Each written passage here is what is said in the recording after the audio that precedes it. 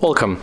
If you want to import the decks in your Legends of Runeterra, at the first you have to enter for your browser, and after that you have to type, for example, let's type deck Runeterra. And we can enter for one of these websites. I can recommend you mobilistics.gg.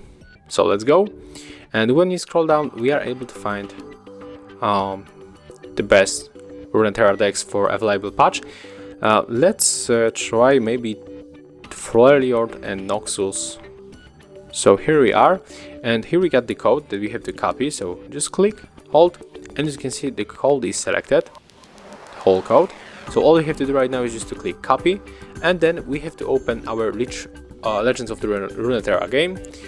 And when we are in the home screen, we have to switch to the collection. Next we have to click to import the deck, and as you can see here we got our deck. So we can simply name this one.